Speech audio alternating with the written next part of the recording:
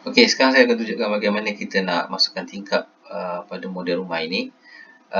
So apa yang perlu kita buat sekarang ialah kita create satu layer baru, kita namakan tingkap.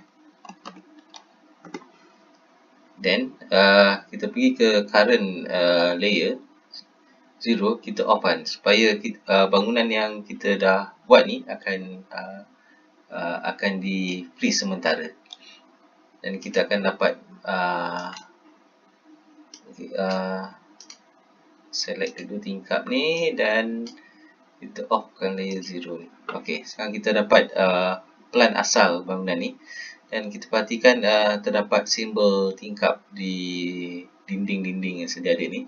So kita go through satu persatu. So apa yang kita perlu buat ialah kita sekarang dalam current layer is pada tingkap lah. So kita create satu and then push ketinggian tingkap biasanya 1.2 meter.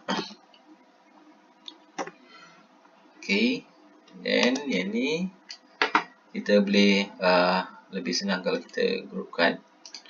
And then pergi ke material,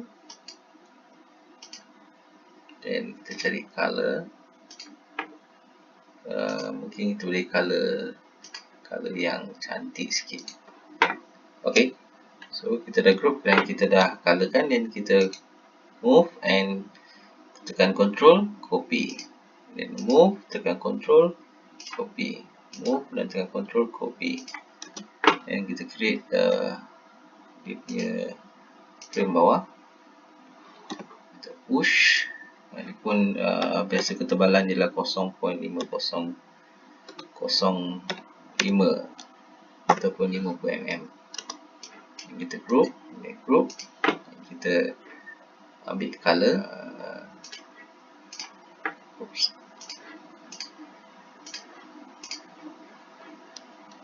then move,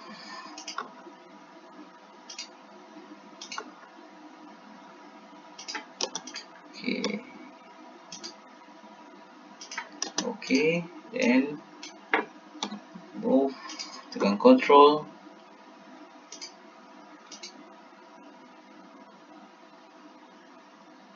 okay, dan kita groupkan balik komponen ni. Kita akan buat tingkap dia,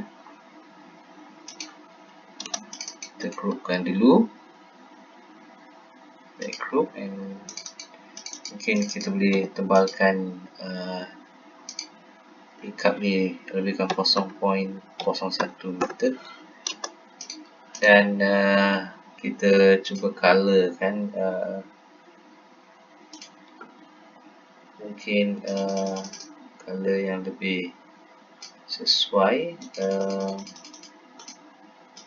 Okay, then kita move dia ke center, dan kita copy benda yang sama, tekan move and then klik this point, tekan control, okay, sama lagi sekali, tekan move, control, this point. Okay, so kita groupkan dia. Okay,